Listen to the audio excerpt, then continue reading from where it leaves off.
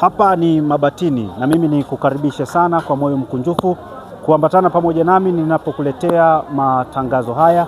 Ninaungana na mchungaji Greenwell Osinkwembe, mchungaji ambaye ni mwenyekiti wa wilaya ya Mbeya. Naamini katika mazungumzo haya ambayo ameweza kuyazungumza utaweza kubarikiwa vya kutosha. Karibu tuambatane kwa pamoja kuweza kumsikiliza, kwa sababu leo imekuwa ni ibada nzuri ya kumpokea rasmi katika wilaya ya Mbeya.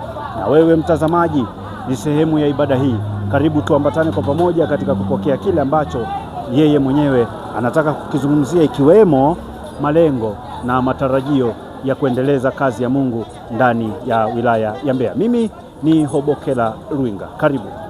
Jina langu naitwa mchungaji Greenwell Dickson Osinkwembe, mwenyekiti wa wilaya ya Mbeya, ambayo hapo awali ilikuwa wilaya ya Mbeya sawa, lakini kwa sasa imegawanyika wilaya mbili.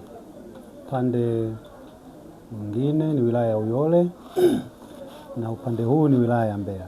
Wilaya hii ya Mbeya ina sharika 32 na ina dinari 5.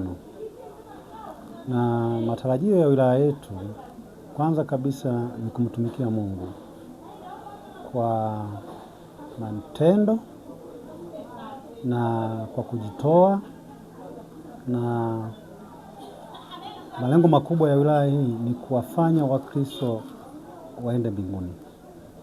Na wilaya yetu kwa kuwa ndio inaanza na mambo mengi ya kufanya.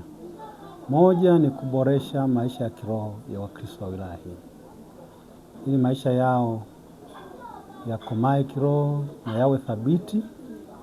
Lakini pia matarajio ya pili ni kuboresha maisha ya kiuchumi ya Mkristo mmoja mmoja, kwa sababu maisha ya uchumi yakiwa mazuri ni rahisi hata kumtolea Mungu sadaka.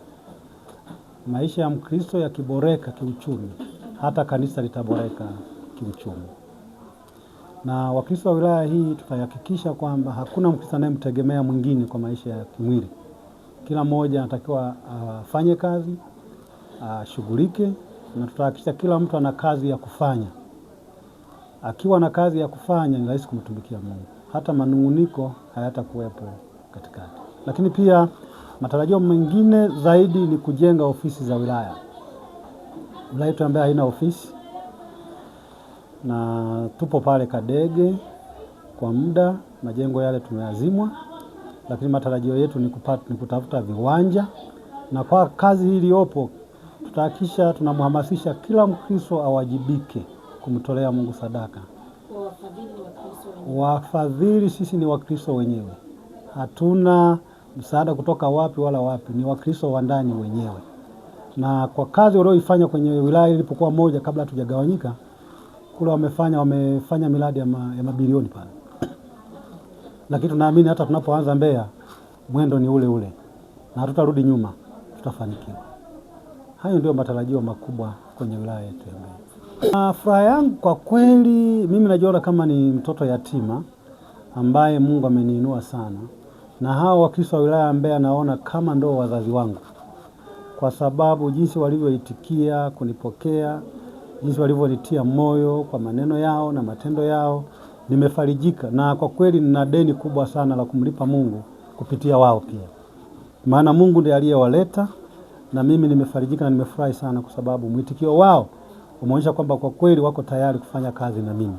Na mimi nawaahidi sitawaangusha, kwa kuwa niko mbele yao.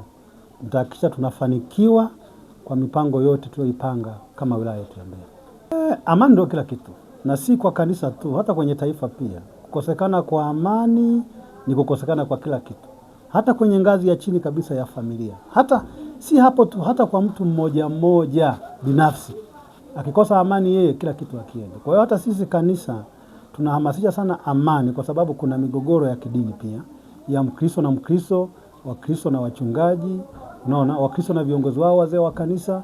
Sasa haya yakiingia yanapoteza ile nguvu na hamu ya kufanya kazi ya Mungu. Yaani watu wanakata tamaa. Kwa hiyo tunapohamasisha amani, tunataka kusema kukiwa na amani kwenye ushirika, hata maendeleo yataonekana kwenye ushirika, hata umoja utaonekana, hata kazi zitafanyika kwa nguvu, maana kila mmoja atafanya kwa furaha. Lakini mmoja akikosa amani, pakiwa na mgomvi na migogoro, kazi ya Mungu haisongi.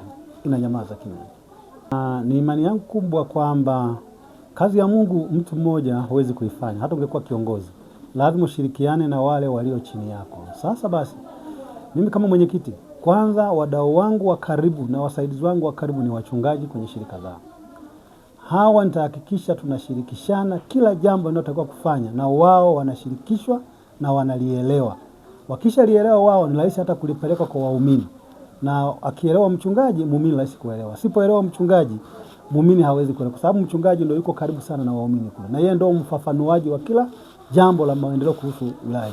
Kwa hiyo niliwaombe wachungaji wenzangu kwenye wilaya hii, tafadhali sana, Mungu atutie nguvu katika jambo ambalo liko mbele. Tunahitaji kushikamana na tutashirikishana kila hatua kwa jambo lolote hili, ili asiwepo mtu akusema mimi sikuelewa.